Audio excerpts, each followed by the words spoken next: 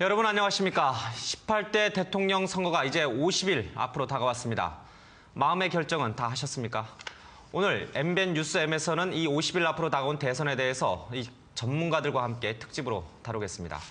공간과 미디어 연구소의 박상원 소장, 그리고 두문정치전략연구소 이철희 소장, 정치평론가 김경진 변호사, 그리고 서울 마케팅 리서치의 김미연 소장 모셨습니다. 안녕하세요. 안녕하십니까.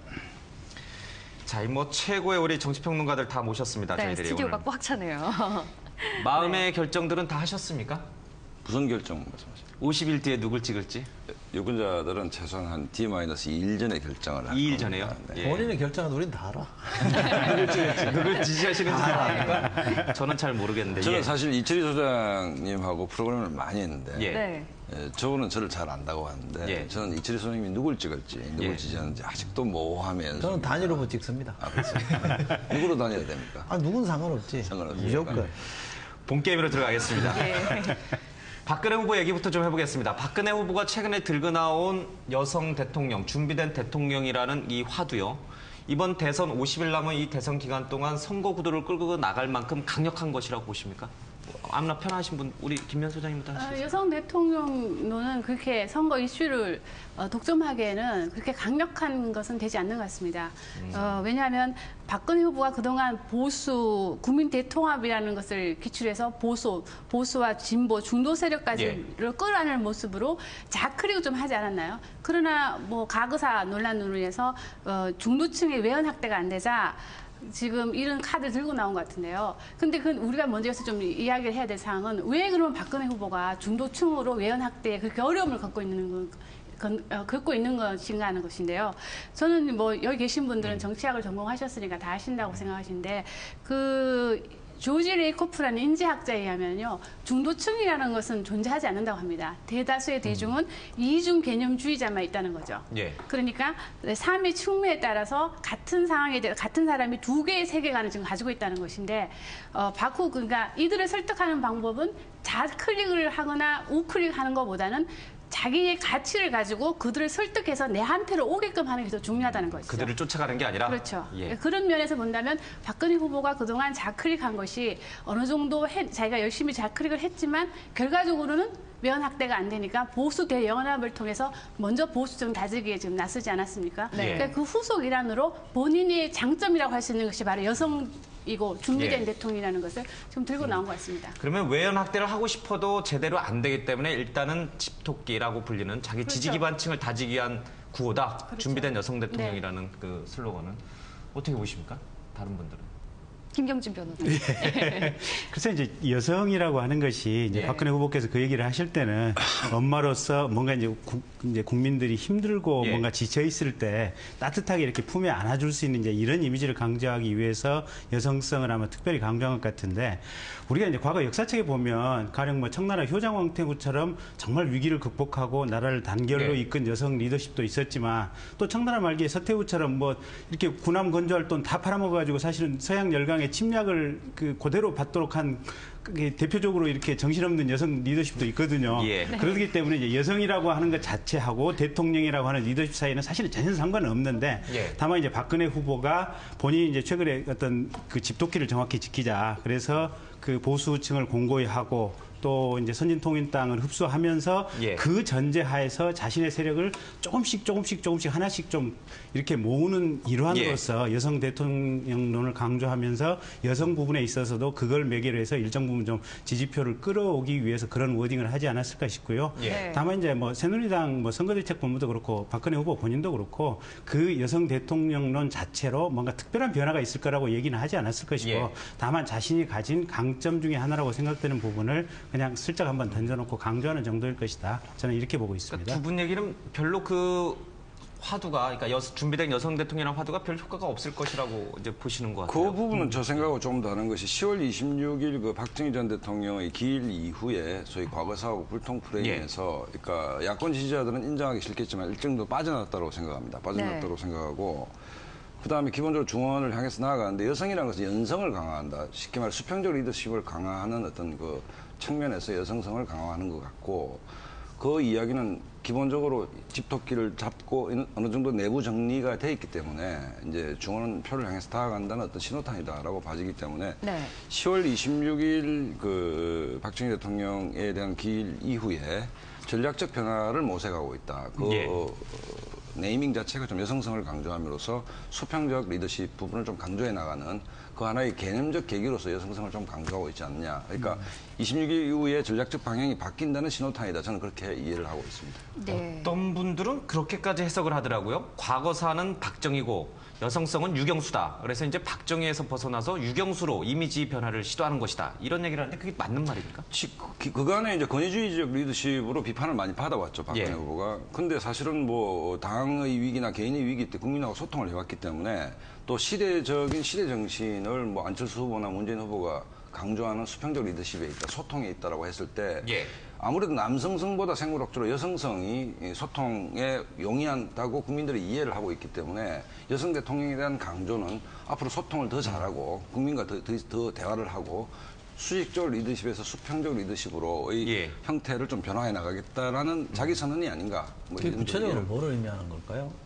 소통을 더 하겠다는 게. 뭐로 의미해서 설명을 하시죠. 박근혜 후보 하면 어쨌든 불통의 이미지가 남아 있는데 예. 그냥 여성성이라는 것만 내걸면 소통으로 이미지가 바뀔까요? 저는 그렇게 보지는 않고요.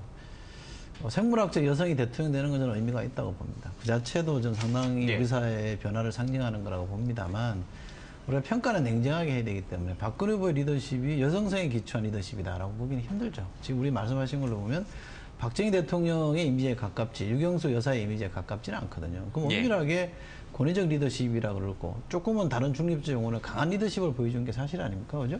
2004년에 당시 한나라당을 구출해낼 때나 작년에 새누리당의 비대위를 맡아서 총선에서 승리를 이끈 모습은 예. 수평적 리더십으로 변화를 이끌어내고 승리를 이끌어낸 건 아니거든요. 그럼 엄밀하게 예. 보면 강한 리더십이고 그것을 정치학적 개념으로 보면 권위적 리더십이라고 보는 게 불가피하다고 저는 보는데 예. 그것이 이 민주적 리더십으로 수평적 리더십으로 바뀌려면 구체적인 증거들이 보여야 되는데 아무것도 달라진 건 없잖아요. 정수장학회에서 달라진 모습은 아무것도 없고 예를 들면 NLL에 대해서도 야권 후보는 이미 그거는 지키겠다 약속했는데도 마치 못 들었냐. 예. 그거 말고 딴 얘기 자꾸 해내라고 요구하고 이게 무슨 민주적 리더십이고 수평적 리더십 이게 소통입니까? 저는 아니라고 보고요. 하나만 더 말씀드리면 투표 시간 연장하자는 문제도 그렇게 후보 입장을 좀 달라고 야권에서 요구를 해도 그건 양당끼리 협의하면 됩니다. 이건 선문답이지 이게 무슨 소통입니까? 이건 소통 아니죠.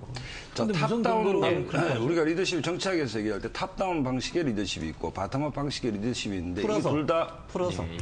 위에서 내려오냐, 밑에서 위로 향하느냐. 둘 다 이런 것들이. 반민주적 리더십은 아니죠. 리더십의 유형이죠. 특히 위기에는 탑다운 방식의 리더십이 효율적인 것이죠. 그러니까 박근혜 후보가 지금까지 정치 역정상 보여왔던 리더십은 당이 위기가 빠졌을 때 예. 강력한 탑다운 방식의 리더십을 했습니다. 그래서 변화와 쇄신을 했죠.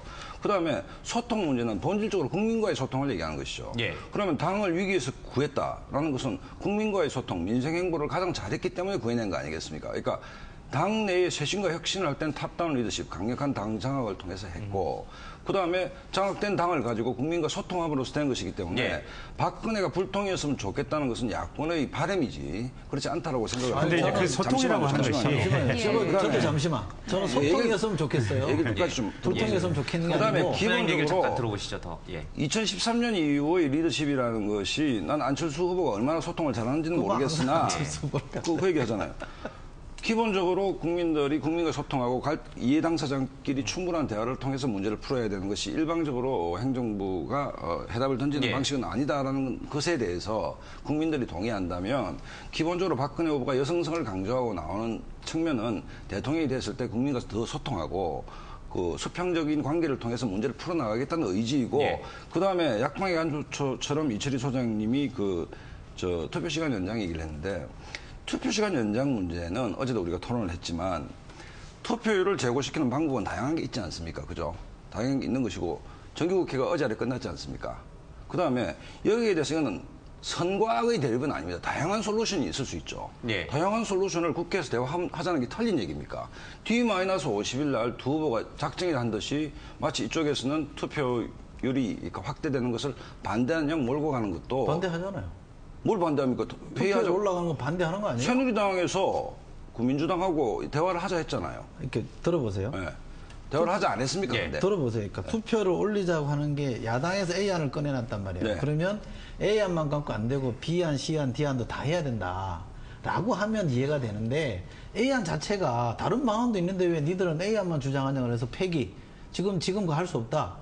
그거 아니에요. 불순한 의도가 있다라고 얘기하는 거 아닙니까? 그건 잘못된 거고요. 또 하나, 소통하면 정수장학회 해법이 지금 소통의 결과라고 보십니까? 그게 소통의 결과입니까? 지금 여론조사 해보면, 아까도 나오는데, 여론조사 해보면 정수장학회 풀고 가야 된다는 여론이 훨씬 많잖아요. 풀려고 노력하고 있잖아요. 예. 어떻게 하죠? 무슨 그러면요, 노력을 예, 하고 있죠? 노력을 안 하고 잠시만요. 있으니까. 예. 뭐 하고 있습니까? 하고 있는지 안 하고 있는지 어떻게 하죠? 보이는 게 없잖아요. 예. 그리고 최필리 선생은 사퇴를 거부했잖아요. 예. 사퇴를 거부했는데 노력을 하고 있겠죠. 왜냐하면 그 그거야말로 노력이 실체가 지금 정신을 뭐냐, 하고 토론하는 거예요. 아니, 소통. 얘기가 나왔으니까요, 소장님들. 예. 얘기가 나왔으니까 지금 박근혜 후보에 대해서 이제 얘기하다가 지금 여성 대통령 얘기하다가 이제 좀 조금씩 주제가 바뀌고 있는데 이 정수장학회 얘기를 바로 좀 들어가 보겠습니다. 얼마 전에 이 박정희 전 대통령 이제 추도사에서 박근혜 후보가 이제 아버지를 이제 놓아드리겠다 이제 이런 말을 좀 했는데 박근혜 후보가 정수장학회와 관련해서 이 과거에 했던 기자회견 내용을 잠깐 듣고 이 얘기를 좀 대화 나눠보도록 또 하겠습니다. 예. 몇 가지 잘못 알려진 부분이 있습니다. 먼저 정수장학회는 개인의 소유가 아닌 공익재단이며 어떠한 정치 활동도 하지 않는 순수한 장학재단이라는 사실입니다. 그렇기 때문에 정수장학회가 저의 소유물이라든가 저를 위한 정치 활동을 한다는 야당의 주장은 전혀 사실이 아닙니다. 둘째로 정수장학회에 대해 고 김지태 씨의 부일 장학회가 이름만 바꾼 것으로 알고 계신 분들이 많습니다. 이것 또한 사실과 다릅니다. 정수장학회는 부일 장학회를 승계한 것이 아니라 새로 만들어진 것입니다. 김지태 씨가 혼납한 재산이 포함되어 있는 것은 사실입니다만 국내의 독지가들 뿐 아니라 해외 동포들까지 많은 분들의 성금과 뜻을 더해 새롭게 만든 재단이었습니다. 마음의 상처와 피해를 입으신 분들에게 진심으로 사과를 드립니다. 그리고 이제 아버지를 놓아드렸으면 합니다. 잘못된 것을 과감하게 고치면서 대한민국의 대혁신을 위한 새로운 길을 걸어가겠습니다. 예. 소통 잘 하네요. 정수장학회 관련해서 이제 앞선 기자회견했고 그 후폭풍이 많이 컸습니다. 그런 와중에 이제 박근혜 후보가 다시 이제 아버지를 놓아드리겠다라고 했습니다.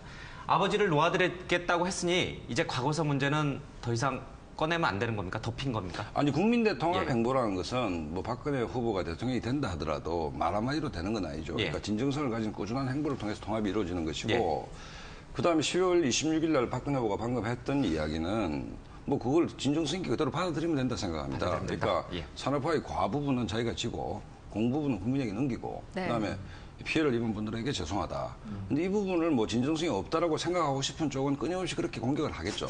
근데 예. 진정성 여부를 계량으로 우리가 알 수 있는 것도 아니고 그러니까 그건 생각하고 싶은 대로 생각하는데 국민들이 물론 어떻게 받아들일까의 문제이고 여성 리더십이라는 것은 박근혜 후보가 완벽히 소통했다 안 했다 뭐 했느냐 안 했느냐의 시시비비 문제보다는 예.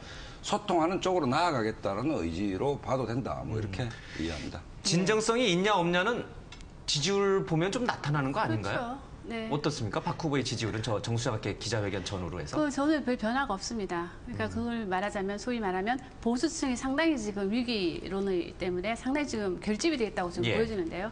그러니까 보수 이렇게 결집하는 데는 예전 대선과 비교해서 지금 저희 이제 여론조사를 해보면 부동층이 지금 한 자리 숫자에 지금 불과합니다. 예. 그러다 보니까 부동층의 숫자가 줄다 보니까 그 다른 사람의 표를 지금 뺏어와야 돼야지 자기의 표가 지금 상승되는 예. 효과를 가져올 수 있는데요.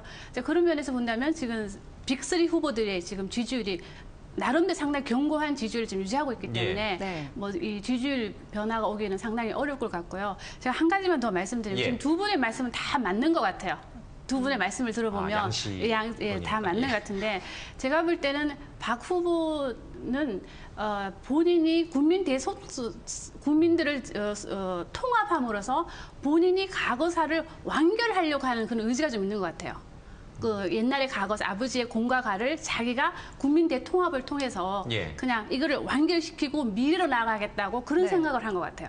근데 이게 완결을 자기가 시키겠다고 해서 시키는 게 아니잖아요. 그 왜냐하면 완결을 해야겠다고 생각하는 사람들은 국민들의 정서거든요. 예. 네. 근데 그 정수장학회 지금 발언을 하신 거 보면 상당히 뒤에 한 내용을 보면 상당히 진정성 있는 내용이었는데 왜 그 내용을 첫 번째 하지 않았냐 이거죠. 그냥 첫 번째 정수장학회 논란 때문에 기자회견 열었을 때 두 번째 지금 두 번째 이야기처럼 그렇게 했다면 그냥 덮여질 문제를 본인이 너무나도 그 과거사를 무슨 식으로든 간에 완결시켜야 되겠다는 그런 의지가 너무 강한 것이 저는 더 큰 화를 갖고 온 것 1차와 같습니다. 2차의 발언이 좀 다르지 않다고 보고요. 아버지를 놓아드린다는 얘기 도대체 무슨 뜻이죠? 지금 아버지를 놓아드린다는 게 야당이나 무슨 반대 세력이 아버지를 어거지로 지금 끌어내서 그게 무슨 인민재판하고 있는 거 아니지 않습니까? 정수자학회에 대해서는 새누리당 내부에서도 이런 해법을 가져야 이게 털고 간다는 예. 얘기를 한 것이고 그 문제를 털고 가면 되는 일을 아무것도 안 털어놓고 아무것도 액션을 안 취해놓고 해결 안 되니까 그냥 갑시다. 이거 뭐 저 사람 말 안 들으니 어쩔 수 없습니다라고 가면 그게 통합인가요? 그러니까 그건 이제- 얘기가 안 되는 예. 거죠. 예. 비판적인 이제 박근혜 후보에 대해서 비판적인 관점에서 이제 보는 사람들 입장에서는 일반론으로서는 이제 대통합을 향해서 간다. 또 예. 여성성으로서 따뜻한 어떤 뭐 이렇게 사랑을 품겠다. 이제 이런 일반적인 경향성을 본인이 자꾸 강조를 예. 하시는데 구체적인 세부 항목 하나하나씩 들어가면 정수장학회 발표할 때도 지금 일반론으로서는 아버님 때문에 이 고초를 겪으신 분들에게 죄송하다 이렇게 얘기를 해놓고 예. 또 김지태 씨 과거에 뭐 일제 무슨 부역 전력이라든지 뭐 이런 부분을 또 굳이 꺼내서 또 예. 얘기를 하지 않습니까? 또 인혁당 판결 같은 경우도 뭐 판결이 2개 있다. 뭐 이런 또 정수장학회 문제에 대해서도 또 구체적인 해법은 안 내고 있거든요. 예. 그러니까 일반적으로 본인이 그런 희망사항을 가지고 있고 내가 그런 지도자가 되어야겠다 이런 생각을 머릿속에서 박근혜 후보가 하고 계시는지는 모르겠지만 구체적으로 현실로 나타나는 모습은 실제로 그런 어떤 몸속 뼛속 깊숙이 있는 것을 다 이렇게 정리하는 그런 모습까지는 아니다. 예. 그래서 밖에서 지켜보는 사람들 입장에서는 박근혜 후보 그런 모습들이 상당히 안타깝다 이런 생각이 근데 드는 거죠. 예. 질문이 하나 있는데요. 그러면 정수장학회 논란을 벗어나기 위해서 최필립 이사장 보고 지금 사퇴하라고 박근혜 후보가 이야기하면 사퇴가 되는 겁니까? 그리고 그 재산이 모두 공익재산화 될 수 있는 건가요? 저는 아니, 근데 지금 예. 제가 생각해도 질문하신다면서요. 예 아니 잠깐만 저 더 붙이면요. 반문입니다. 예. 제가 생각해 볼 때는 박근혜 후보도 정수장학회를 이렇게 틀고 가야 되는 생각을 할 것 같아요. 어쩌면 정수장학회를 지키는 것보다는 대권을 잡는 게 더 좋다고 예. 생각하지 않을까요? 그렇죠. 그런 의미에서 본다면 최필립 이사장한테 당장 전화해서 당장 사퇴하고 이사진 새로 뿌리고 손 놓겠다고 근데 이제 이야기할 것 같은데 그 부분이 이제 그런데. 박근혜 근데 그게 후- 예. 솔루션이라고 볼 수 있는데 어떻게 보면 최필립 이사장이 이야기를 안 듣는 거 아닌가요? 아니, 그러면 이렇게 물어볼까요? 전 두 가지를 지적하고 싶습니다. 이게 최필립 이사장의 개인 장학회입니까? 그분이 만든 게 아니잖아요. 네. 그분도 사회 봉사활동 차원에서 하고 있는 이사장이잖아요. 그러면 굳이 자기 재산도 아닌데 그걸 고집할 이유가 없는 것이고 또 하나는요. 임기까지 하겠다는 또 거예요. 하나는요. 그리고 최필립 이사장이 박근혜 후보한테 직접적으로 들은 바 아무것도 없다라고 얘기했어요. 그러면 요식행위만 하는 거 아니고 신용만 하는 거 아닙니까? 직접 머리를 맞대놓고 비공식적으로 해도 상관없다는 거예요. 둘 맞대놓고 여론이 이렇게 하니 당신이 억울하더라도 이렇게 풀어주십시오라고 하면 저는 그 최필립 사장이 물러날 거라고 봅니다. 그렇게도 했는데 안 물러난다 그러면 일반 국민들도 용납을 하겠죠. 예. 아, 근데 그러나 그렇게 했는데 혹시 안 물러나는 건 아닐까요? 아 그래요? 아, 그래서 물어보는 거예요. 저는 저는 모르죠. 개인적으로 정통하신 봤을 분이 때, 있으니까. 저는 개인적으로 생각해 봤을 때 이해가 예. 안 됩니다. 왜냐면 대권이 더 지금 중요하지 그러니까 않나요? 정수장학회 논의하는 건 아니니까 노력을 예. 하겠고 이번 정수장학회 논란을 통해서 확 명확해진 부분은 그 박근혜 개인의 소유물이 아니다는 거죠. 공익재단이고 공익재단은 이사회를 통해서 결정하는 것이고 공공재로서 재단이 있는 것이고 그다음에 그 국민들은 뭐 장학회가 굉장히 큰 규모일지 않은데 제가 알기에는 예. 최필립 이사장과 직원 4명이 운영되는 것입니다. 수익의 80%를 장학금으로 내고 있고 예. 그러니까 공공재로서 잘 기능해왔던 것이고 다만 이 부분이 이제 정쟁화되기 때문에 최필립 이사장도 억울한 측면이 있겠죠. 예. 그러니까 뭐 이런 선에서 정리하면 안 되겠나 싶습니다. 근데 이제 이 얘기는 이제 오늘 뭐 전부 그 정마이너스 정부학교 50 토론하는 건 특집이죠. 아니 하나만 예. 짚고 넘어가죠. 잘 운영됐다는 것에 대해서 이견이 있습니다. 그렇게 단정 짓지는 마세요. 예, 알겠습니다. 예, 이 얘기는 여기까지 예. 좀 해보고요. 다른 후보들 얘기도 해야 돼서. 예. 야권 얘기로 좀 넘어가 보겠습니다. 지금 야권에서는 가장 크게 빨아들이는 이슈가 바로 야권 단일화 후보를 예. 누구로 내느냐 또 이거 아니겠습니까? 이 부분 지금 좀 진전이 되고 있는 것인지 또 애매한 하실 부분이 말씀이죠. 많습니다. 정통한 쪽의 문제 얘기 한번 들어보겠습니다. 예, 아까 하실 말씀 많다고 안철수 하셨는데 후보가 단일화 안 하겠다는 건 또 아니다 이런 이제 말을 했는데 그 해석도 참 분분한 것 같습니다. 누가 먼저 얘기하시죠? 정통한 쪽에서 얘기를 좀. 뭘 해석해드리면 될까요? 예. 아니, 그 얘기해서 뭘 앵커도 단일화 뭘 말씀드릴까요? 안철수 후보의 오늘 말, 네. 단일화를 안 하겠다는 것은 아니다. 네. 그러나 지금 이제 정책 공약 발표하기로 했으니 이제 거기에 매진할 그거 때다. 아닙니까? 11월 10일까지. 간명한 얘기 아닌가요? 안 하겠다는 뜻입니까? 단일화는 합니다. 그러나 11월 10일까지는 제가 정책 공약을 발표하는 데 집중하겠습니다. 그 이후에 논의해도 늦지 않습니다. 이 주장 아닌가요? 그러면요? 그게 뭐 어렵습니까? 11월 25일까지가 이제 후보 등록일인데 민주당은 그 등록일 전까지 하자고 이제 지금 요구하고 있지 않습니까? 그건 민주당의 주장이고. 그러니까 11월 10일부터 25일까지, 그러니까 보름 동안에 단일화 논의해서 끝낼 수 있습니까? 뭐 그거야 충분하죠. 충분하다. 네. 단일화 의지가 있다라고 보십니까? 그럼. 안 후보가. 네. 다른 분들은 다 동의하십니까? 뭐 정통한 사람이 이렇게 해석을 해줬으면 따르는 게 맞지 뭐. 어쨌든 다른 의견이 있겠습니까? 지금 예. 그 문재인 후보와 민주당에서는 그동안 그 문재인 후보가 그 민주당의 후보가 된 이후에 예. 안철수가 누구인가에 대해서 굉장히 착각 속에 있었다라고 저는 봅니다. 첫 번째, 그 공동정부 책임 총리를 지렛대로 그 통큰 양보, 감동적인 양보를 얘기했을 때 안철수가 예. 박원순 후보를 지원했던 것처럼 그렇게 할 거라는 전제 속에서 했는데 꿈을 깨기 시작했던 것이고 예. 그 이후에 계속 구애를 했던 것이죠. 그러니까 제1야당의 대통령 후보로서의 행보보다는 단일화에 거의 목을 매는 듯한 모습을 보였는데 저는 기본적으로 이 시점에서 단일화를 전망할 때 안철수 후보가 캠퍼가 아니고 무슨 생각을 하고 있는지가 굉장히 모호하다라는 느낌을 갖고 있습니다. 예. 뭐 아까 앵커께서 말씀하셨듯이 안 하겠다는 것은 아니다. 그냥 단일화 하겠다 하는데 11월 10일 날 이철 소장 포괄적인 정책 발표하고 그 이후에 논의하자 하면 되는데 네. 예. 최근 2, 3일 사이에 안철수 후보와 캠프 내의 얘기가 굉장히 다릅니다. 네. 조금 더 멀리 가면 돌아올 다리를 끊었다. 완주하겠다는 얘기를 했죠. 예. 뭐 여러 가지를 봤을 때 굉장히 모호하고 궁극적으로 문제가 되는 것은 뭐냐면 범야권 입장에서는 감동적 단일화를 만들어내야 되는데 단일화의 중요한 한 축인 여론조사 2, 3일을 달리고 있는 안철수 후보가 정확하게 무엇을 생각하고 있는지에 대해서 크게 좀 잘 모르고 있다. 일단 민주당 쪽에서는 이 부분이 이후의 어떤 그 단일화의 과정을 굉장히 혼돈스럽게 하는 요인이더라고 저는 생각합니다. 네. 이 단일화 문제에 대해서 사실 민주통합당뿐만 아니라 오히려 장외 인사들까지도 압박에 가세하는 형국이거든요. 이 부분은 좀 어떻게 보십니까? 그러니까 이제 3자 여론조사를 해보면 그 뭐 간명하게 드러나지 않습니까? 박근혜 후보가 35에서 한 45% 견고하게 1위 지지율을 하고 있으니까요. 3자 대결로 가면 박근혜 후보가 무조건 필승할 수밖에 없고 또 최근에 이제 안철수 후보가 지난주 금요일인가요? 저기 창원에 3.15 민주묘역 참배했고 예. 박근혜 후보는 이제 박정희 대통령 아버님 묘소 참배를 했고 거기서 정확히 본인의 스탠스가 지금 나는 민주 야권 진보 진영에 서 있다는 것을 정확히 드러낸 거거든요. 예. 그러면 이 35 내지 45%의 지지도를 가진 1위 후보를 2, 3위 후보가 합치지 않으면 정권 교체가 불가능하고 예. 또 이게 이제 무슨 가치연대냐 아니냐 무슨 야합이냐 이런 얘기들이 많은데 현 정권이 벌였던 어떤 토목 위주 SOC 공사 위주의 어떤 예산 정책들 또 뭐 민자라든지 뭐 여러 가지 또 어떤 뭐 북한에 대한 정책이라든지 이런 부분에 대해서 정책의 기조를 바꿔야 된다라는 국민들의 여론이 상당히 많기 때문에 네. 그 자체만을 가지고도 단일화의 명분은 충분히 있는 겁니다. 단일화가 야합이 아니고. 예. 우리 김경진 변호사의 얘기는 3자 구도로 가면 박근혜 후보가 필승이라고 그랬습니다. 무조건 이긴다고? 그럼 반대로 여쭤보겠습니다. 후보 단일화하면 무조건 야권이 이깁니까? 그렇지는 않습니다. 그렇진 않습니까? 네. 제가 여러 번 말씀드렸지만 단일화 카드가 필승의 보증수표는 아닙니다. 왜냐하면 안 후보의 지지층을 보면은 무당파와 중도보수와 그리고 진보 성향이 섞어져 있기 때문에 예. 그리고 또 이 무당파들은 새로운 정치를 요구하는 사람들이기 때문에 예. 만약 안철수 후보가 민주당과 단일화에 성공하기 위해서 단일화하기 위해서 민주당에 입당하거나 아니면 민주당과 세력 연대를 했을 때는 또 상당 부분 이탈할 수 있는 표도 생기기 때문에 이 단일화의 과정이 상당히 중요합니다. 감동적이고 상당히 역동적이고 그리고 감동을 주고 정말 아름다운 단일화야만이 이길 수 있기 때문에 저는 지금 진행되고 있는 과정을 보면 상당히 그렇게 아름답게 갈 수 있을까 하는 그런 의구심이 좀 듭니다. 저는 레토릭에 과잉이 있다 생각하는데 단일화를 공식적으로 제의했고 예. 안철수 후보는 안 하겠다는 건 아니다. 뭐 11월 10일 종합적으로 정책 발표를 하고 그때는 뭐 응하자 예. 100번 양보해도 그렇다고 생각하는데 단일화의 대전제가 뭐죠? 안철수 후보가 출마 선언을 했습니다. 국민이 동의할 수 있는 데까지 민주당의 이 혁신과 쇄신이 필요하다. 문재인 후보가 뭘 쇄신했죠? 뭘 혁신했죠?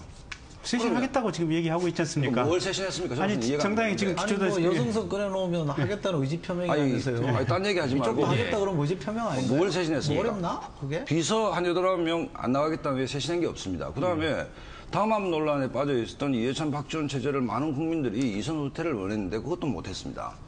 그러면 안철수 후보가 분명히 요구했던 단일화의 전제 조건이 충족된 게 거의 없습니다. 예. 거의 없는 상태에서 정권 교체만을 위해서 단일화하자. 그러면 안철수 후보는 정치권의 변화와 쇄신을 얘기한 것이고 문재인은 일관되게 정권 교체를 얘기한 것인데 변화와 쇄신이 존재하지 않은 상태에서의 단일화라는 것은 안철수를 지지한 국민들이 그대로 따라갈 리가 없는 것이죠. 예. 네. 자, 감동은 좋은 지적입니다. 누구나 좋은 하고. 지적이라서 약간 경강부회가 있긴 하지만 저는 야권이 충실하게 귀담아 들어야 될 얘기라고 봅니다. 그런데 저는 여든 야든요 자기 과제에 충실하면 된다고 생각합니다. 야권이 정치개혁을 내걸었으면 정치개혁 열심히 하고 예. 야권이 이기기 위해 후보 단일화를 한다고 그러면 그건 열심히 해내면 되는 겁니다. 명분이 있게 해내면 되는 거죠. 그건 여권이 신경 쓸 일이 아닌 거죠. 또 여권도 마찬가지. 여권도 자기 과제를 열심히 하면 됩니다. 예. 구시대의 잔재를 털어내면 40% 가진 사람이 과반수 만드는 건 쉬운 일 아닙니까? 근데 그 과제에 집중하면 되지. 뭐 그렇게 야권에 단일화 하는지 마는지에 대해서 이렇게 뭐 예민하게 쳐다보면서 야합이니 뭐니 합니까? 아니 우리가 정치 평론을 잠깐 하면서 단일화를 예민하게 안 보고 무슨 평론을 합니까? 아니 그러니까 자기 과제 열심히 하면 되는 거. 새누리당은 선진통일당이랑 합당하면서 보수 대연합해서 가면 되는 것이고, 예. 그죠? 야당은 야당대로 단일화 열심히 해서 만들어 가면 되는 거 아닙니까? 그거에 대해서 한쪽은 상관없고 한쪽은 무슨 야합이고 이렇게 비판하는 게 온당치 않다고 저는 생각하고요. 새누리당의 성패는 야권 단일화 있지 않습니다. 지금 말씀하셨잖아요. 야권 단일화한 데서 박근혜 후보가 지는 거 아니거든요. 박근혜 후보는 박근혜 후보의 적은 박근혜 후보입니다. 박근혜 후보가 구시대 잔재, 낡은 박근혜를 얼마나 예. 털어내냐가 승부처이기 때문에 그걸 잘하면 돼요. 그러니까 네. 자꾸 상대방에 대해서 못났다, 그거 잘못이라고 얘기하는 것 자체가 낡은 정치의 모습이기 때문에 별로 도움 안 된다고 제가 아니 말씀드리는 거예요. 못났다 그런 게 아니고 단일화가 지금 아니, 모든 이슈를 못났다 얘기하는 거 아니에요? 아니, 그 단일화의 두 유력 후보가 단일화의 전제 조건은 국민이 동의할 수 있는 쇄신입니다라고 얘기를 했잖아요. 그러니까 예. 단일화 그건 할 때까지 네. 기다렸다가 비판해도 충분해요. 아직 시작도 안 했잖아요. 지금 선거가 50일밖에 안 남았습니다. 50일밖에 안 남은 그런 상태에서 애국심은 알겠는데 아직 시작도 아니, 안 해가지고 들어보세요. 뭐 이렇게 예. 비판을 네. 해요. 아니, 그러니까 다시 좀 얘기를 돌아가 봐서요. 예. 일단 안철수 후보가 얘기를 했던 11월 10일 이후에나 뭐 단일화가 가능할 것이다 라는 식으로 이제 만약에 받아들인다는 가정 하에 그렇게 되면 사실상 이제 후보 등록이 한 보름 정도 남겨둔 시점이긴 한데 일단 다양한 이제 방식들이 나오고 있습니다. 여론조사, 단판, 국민 경선 같은 게 있겠죠. 그런데 뭐 여론조사나 단판 같은 경우는 뭐 시기적으로 문제가 없다고 봐도 국민 경선 같은 거는 시기적으로 좀 촉박해지는 부분이 아닌가. 특히나 민주통합당에서는 이런 방식을 더 선호하기 때문에 이 부분은 좀 어떻게 보십니까? 이대로 가면은 결국은 이제 여론조사 플러스 단판 방식이 되겠죠. 될 네. 수밖에 없겠죠. 그거는 민주통합당이- 안철수 후보 쪽이 원하는 방식인가요? 그렇죠. 근데 근데 뭐, 이제 지금 그 여론조사 단판이 딱히 문재인 후보에게 불리한 것만은 아닌 게 예. 최근에 이제 안철수 후보가 계속해서 지금 문재인 후보에게 정치 쇄신의 과제를 던졌지 않습니까? 예. 네. 그리고 문재인 후보가 이게 이제 앞으로 실현의 의지가 있을지 없을지는 변론을 하고 어쨌든 본인은 계속해서 이 숙제를 푸는 모습을 끈질기게 보여주고 예. 있습니다. 근데 네. 그런 부분 때문에 최근에 이제 문재인 후보에 대한 지지가 미세하게나마 지금 오르고 있는 형상이거든요. 예. 그래서 이제 11월 10일까지 계속해서 가고 그 이후에도 단일화 논의를 한다면 결코 제가 볼 때는 문재인 후보에게도 불리한 상황은 아니다. 네. 예. 저희 MBN 여론조사에서도 보니까 최근 여론조사에서 문재인 후보가 안철수 후보 단일화 지지율에서 앞섰더라고요. 자, 이 후보 단일화와 관련된 문재인 후보와 안철수 후보의 얘기를 잠깐 들어보겠습니다. 저럭은 저희가 내놓은 정치혁신 방안 또 안철수 후보 측에서 내놓은 정치혁신 방안 이런 것을 놓고 조금 열린 어떤 논의, 좀 건강한 토론 이런 것이 있었으면 좋겠다는 생각이 듭니다. 어차피 안철수 후보와 저는 단일화를 꼭 해야 된다고 생각하는데 이 단일화의 어떤 접점도 정치 혁신 방안을 이렇게 공통 분모로 그것을 접점으로 삼아서 해나가야 되지 않을까 생각을 하고요. 단순히 국회의원 숫자 100명 줄이기 이게 아닙니다. 그게 문제의 본질은 아니고 또 제가 100명 줄이라고 요구한 적이 없습니다. 70% 정도의 국민들이 제가 제기했던 그런 그 문제의식에 대해서 찬성을 하고 계십니다. 그래서 왜 이런 일들이 일어나는지를 정치권 스스로 되돌아보고 정치권부터 기득권을 내려놓아야 됩니다. 그렇지 않고 국민들에게 고통을 분담하라, 승자들에게 다른 재벌들에게 기득권을 내려놓아라 요구하기가 힘듭니다. 자, 문재인 후보와 안철수 후보의 얘기를 들어봤는데 저 얘기는 뭐 다 아시겠지만 안철수 후보의 정치 쇄신하는 방향이 우리랑 맞지 않다 이런 얘기였습니다. 문재인 후보. 그런데 이제 안철수 후보는 다시 빨리 정치 쇄신이나 열심히 하라. 네. 기득권이나 내려놔라. 이제 이런 얘기입니다. 그런데 저렇게 양 후보가 이렇게 아주 치열한 신경전을 벌이는 게 새누리당에서는 아까 잠깐 어느 분이 얘기하셨는데 저거 쇼다. 후보 단일화 효과를 극대화하기 위한 이 정말 쇼다. 이렇게 이제 주장하시는 분들이 있어요. 그 문재인 후보 입장에서는 곤혹스러운 게 일단은 경쟁은 불가피하고 예. 그렇다고 지나친 자극을 줘서 기분이 상하게 하면 안 되고 명분도 만들어야 되고 시간은 없고 어쨌든 굉장히 지금 쫓기는 입장이고 안철수 후보는 상대적으로 느긋하겠죠. 왜냐하면 단일화의 방식 문제도 아까 김 변호사 말씀하셨듯이 뭐 단순히 여론조사를 예. 하면 성산이 높기 때문에 후보 등록일 직전까지 최대한 시간을 끌고 자기가 생각하는 어떤 미래 정치 방향에 대해서 충분히 설명한 다음에 예. 뭐 하겠다 생각을 하는데 어쨌든 본질적으로 생각해 보면 우리가 지금 정책 경쟁이 잘 안 된다고 비판을 많이 받지 않습니까? 뭐 안보관, 미래관, 경제민주화, 뭐 복지 문제에 대해서 뭐 어쨌든 토론을 해야 되는데 후보가 정해져야 예. 일단 TV 토론이나 이런 걸 통해서 경쟁할 수 있는데 그래서 제 생각은 일단 후보 단일화를 안 하겠다는 것이 아니겠다고 안철수 후보가 얘기를 했기 때문에 네. 정책 발표도 중요하지만 빨리 후보 단일화 테이블에 앉아서 하루도 빨리 야권의 단일 후보가 결정돼야 예. 국민들이 바라는 정책 경쟁이 되지 않겠습니까? 네. 그런 면에서 야권은 단일화 안 될 수도 있습니다. 그러니까 단일화가 그러면 안 됐을 때는 그러면 어떡합니까? 그럼 지금까지 단일화 안 됐기 때문에 단일 후보가 안 정해져 있기 때문에 마주 앉아서 대화를 못 하겠다는 건 어떻게 되는 거죠? 지금 양 후보가 막말을 해서 단일화 하겠다라고 협상에 들어간 것도 아니잖아요. 그러면 예. 나와 있는 후보 그대로 인정해 주는 게 저는 온당한 자세인 것 같고요. 그걸 뭐 이대리라고 그래서 얘기하는 것 자체는 저는 부적절하다고 봅니다. 이대리라고 할지라도 1대1로 붙여보면 앞서는 쪽이잖아요. 예. 그러면 뭐 저는 그렇게 뭐 야박하게 할 일은 아닌 것 같고 테이블에 앉아서 누가 더 뛰어난지 누가 더 능력이 있고 준비되는지를 보여주는 게 저는 유효한 전략인 것 같은데 예. 좀 그게 아닌 것 같고요. 또 그 문제 대답을 잠깐만요. 할게요. 그 문제. 2등과 3등 간에 단일화를 하는 게 왜 진통이 없겠습니까? 만약에 한다고 할지라도. 1등과 2등까지 한다 그러면 또 모르겠습니다만 그건 어차피 이기는 게임이니까. 그런데 2등과 3등이 하는 단일화니까 왜 진통이 없고 노이즈가 없고 힘들지 않겠습니까? 그죠? 만약에 그것을 단일화하고 한다고 할지라도 차이를 줄여나가면서 단일화해야 명분이 만들어지는 예. 것이고 둘이 똑같은 정책을 갖고 나왔기 때문에 단일화한다 그러면 왜 둘이 나왔겠습니까? 그죠? 둘 중에 하나만 나오는 게 맞는 거죠. 그러니까 이 과정에 대해서는 그 자체가 선도 아니고 그 자체가 악도 아니기 때문에 뭐 만들어지는 모양을 보면서 야, 그 정도면 내가 볼 때 그건 야합이다 라든지 그 정도라고 하면 익스큐즈가 이제 용이할 수 있다라든지 이렇게 접근하는 게 맞는 거지. 시작도 안 한 걸 갖고 한다 그러면 그걸 왜 하냐고 뭐라 그러고 안 하면 왜 빨리 안 하냐고 뭐라고 그럼 이러지도 못하고 저러지도 뭐 어쩌라는 얘기입니까? 그러면. 쇼가 아니라는 거죠, 그러니까. 그냥 그대로 보면 되죠. 아니, 좋은 말씀을 예. 이철 소장이 하셨는데 제1야당의 후보가 한 달 동안 경선에서 후보 되자마자 책임 총리자면서 단일화 얘기를 했습니다. 단일화를 꺼낸 것은 문재인 후보 측이에요. 책임 총리자하고 단일화가 다른 얘기입니다. 들어보세요. 예. 어쨌든 단일화 얘기를 일관되게 문재인 후보가 한 것은 사실이고 그렇다면 TV 토론 말씀을 하셨는데 새누리당은 박근혜 후보로 정해졌기 때문에 단일화를 하겠다라면 두 후보가 TV 토론을 하도록 하세요. 두 후보가 난 이런 생각하고 있고. 시켜주면 하겠죠. 예. 두 후보가 뭐 근데 새누리당이 용인할까요?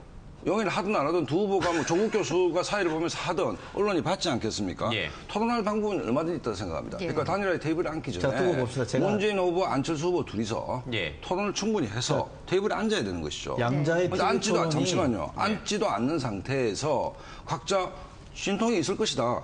그럼 두 후보가 안보관은 어떻는지, 복지 문제는 어떻게 생각하는지, 당 쇄신은 어떻게 생각하는지 예. 이 문제를 가지고 토론회를 하면 되지 않습니까? 원탁회의도 있다면서요. 네. 원탁회의 원로들이 사회 보면서 그게 진지한 단일화 논의지. 각자 입장 편은 안 까. 아니 그거는 단일화 과정에 들어가면 당연히 하고 싶어 하겠죠. 그런데 제 생각에는요. 저도 짐작입니다만 아닐 수 있습니다만. 근데 예.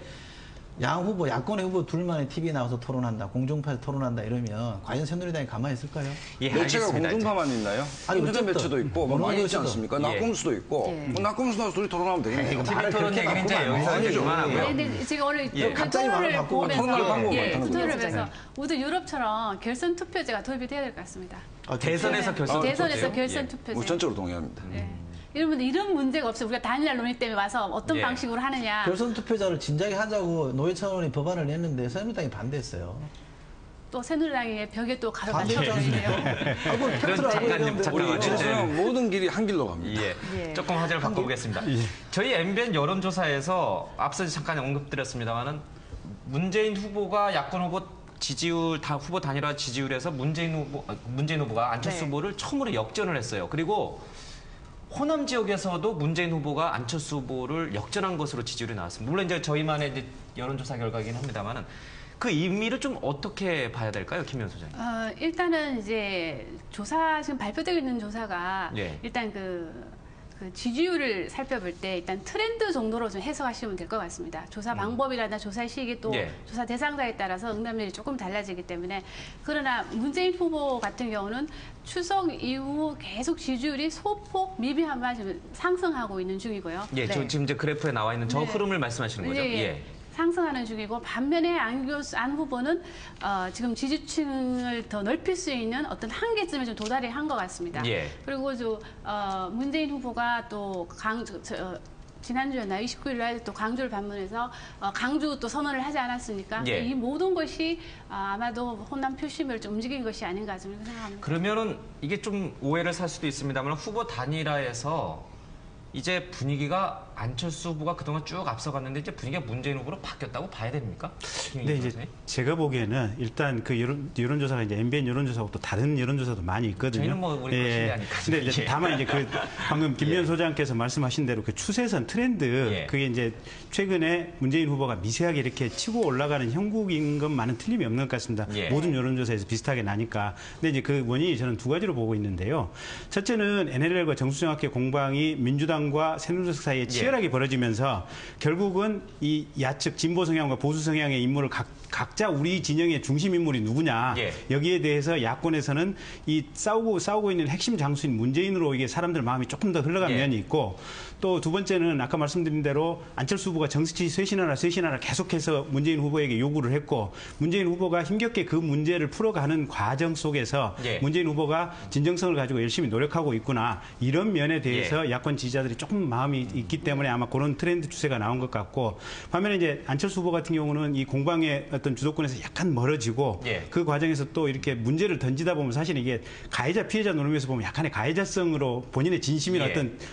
어떤 순수한 의도하고 상관없이 그렇게 비춰지는 요소가 있기 때문에 그 점에서 약간의 어떤 미세하게 지지율이 빠지는 그런 제가 원인이 한 되지 가지만 더 않을까. 말씀드릴게요. 이제 시간이 좀 다 돼서요. 이제 오늘 좀 짧긴 합니다만 이제 여기서 좀 정리를 하겠습니다. 마지막으로 이제 50일 앞으로 이제 다가왔습니다.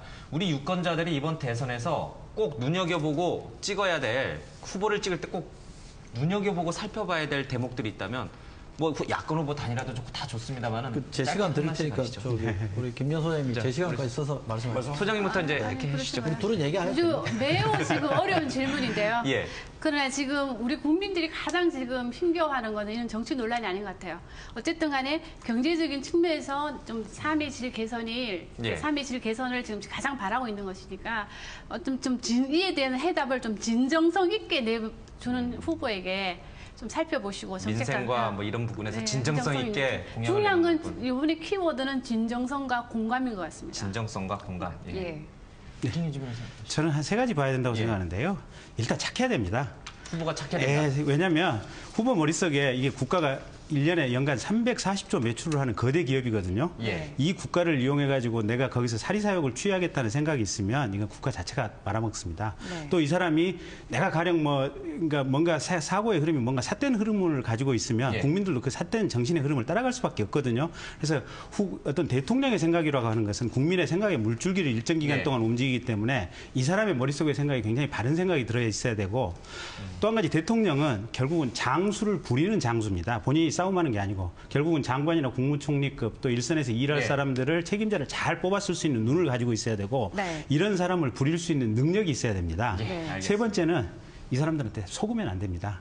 간혹가다 못된 관료라든지 못된 재벌들 대통령 속이려고 하는 경우가 있습니다. 예. 네. 그래서 최소한 자기가 능력 있고 머릿속에 굉장히 뭔가 좀 기초 지식은 있어서 예. 속임을 안 당하는 정도의 능력은 있어야겠다. 이걸 예. 가지고 대통령 뽑으면 네, 진정성, 뭐 각자 착한 후보. 후보들이 예, 그런 어떻게 면을 좀- 갖고 있는지 모르겠습니다. 우리 박 소장님과 이철호 소장님 짧게 하시죠. 저는 뭐 딴 거보다는 빨리 후보가 좀 결정돼서 로니와 네. 오바마가 했던 TV 토론 이거 예. 진짜 선수끼리 1등에 올라와서 예. 뭐 대선이라는 게 축제의 의미도 있기 때문에 국민들이 충분한 정보를 가지고 선택할 수 있는 진짜 한 게임을 한번 하게 되는 날이 빨리 좀 왔으면 좋겠다. 빨리 진검승부를 예. 하자. 예. 예. 저는 야권이 우리 박상훈 소장의 말을 좀 귀담아 들었으면 좋겠습니다.